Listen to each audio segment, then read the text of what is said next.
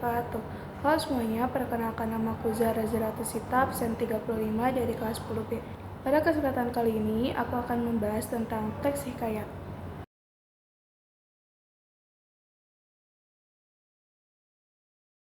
Yang pertama ada pengertian teks hikayat. Hikayat adalah karya sastra lama berbentuk prosa dari Melayu yang berisi cerita, undang-undang, dan silsilah. Isi cerita hikayat biasanya bersifat rekaan, keagamaan, historis, biografis, atau gabungan dari sifat-sifat tersebut. Karena hikayat berasal dari Melayu, cerita hikayat banyak ditulis dalam bahasa Melayu. Kemudian, seiring waktu, banyak mengalami proses adaptasi dan terjemahan ke dalam bahasa Indonesia, agar pembaca dapat lebih memahami isi dari hikayat tersebut. Lalu, ada tujuan teks hikayat, memberikan hiburan, menyampaikan pesan moral, melestarikan budaya, dan menggambarkan kehidupan masyarakat zaman dahulu. Selanjutnya ada ciri-ciri teks hikayat. Yang pertama ada kemustahilan. Kemustahilan berarti hal yang tidak logis atau tidak dapat diterima nalar. Contohnya seperti bayi lahir disertai pedang dan panah. Contoh lainnya yaitu seorang putri yang keluar dari gendang. Yang kedua ada anonim. Hikayat bersifat anonim, maksudnya adalah tidak diketahui secara jelas nama pencerita atau pengarang dari hikayat tersebut. Yang ketiga ada kesaktian. Tokoh dalam hikayat seringkali diceritakan memiliki kesaktian tertentu. Contohnya yaitu raksasa yang memberikan sarung kesaktian untuk mengubah wujud. Yang keempat ada istana sentris. Hikayat seringkali bersifat istana sentris, yaitu bertema dari berlatar kerajaan. Tokoh-tokoh yang diceritakan dalam hikayat biasanya adalah raja, anak raja, atau prajurit. Selain itu, latar tempat yang digunakan adalah suatu negara yang dipimpin oleh raja atau istana dalam suatu kerajaan. Dan yang kelima ada arkais. Hikayat bersifat arkais, yaitu menggunakan bahasa yang sudah lampau. Bahasa yang digunakan dalam hikayat sudah jarang dipakai atau tidak lazim digunakan dalam komunikasi masa kini.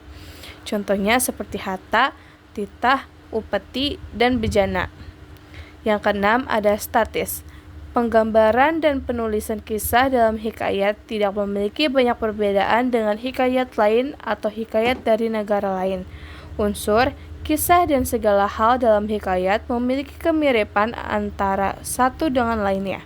Dengan begitu, hikayat menjadi salah satu karya sastra yang statis atau tetap. Dan yang terakhir, ketujuh adalah edukatif.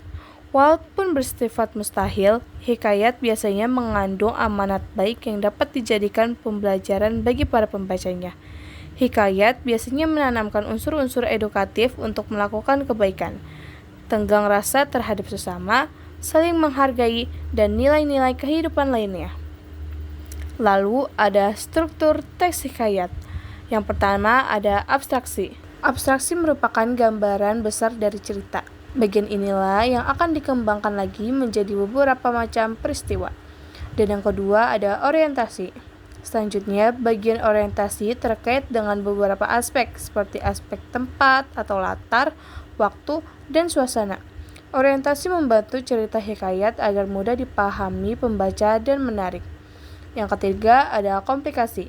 Komplikasi merupakan urutan kejadian yang mengarah pada puncak masalah. Pada bagian ini, karakter dalam cerita hikayat akan menghadapi konflik. Yang keempat ada resolusi. Sementara resolusi merupakan penyelesaian dari konflik yang dialami tokoh atau karakter dalam cerita hikayat. Dan yang kelima ada koda. Koda adalah bagian yang berisi amanat atau pesan yang ingin disampaikan penulis kepada pembaca. Lewat koda, pembaca bisa menyimpulkan nilai-nilai yang terkandung dalam hikayat. Di sini juga terdapat jenis-jenis hikayat berdasarkan isi. Yang pertama ada hikayat sejarah, yaitu berisi peristiwa-peristiwa penting dalam sejarah.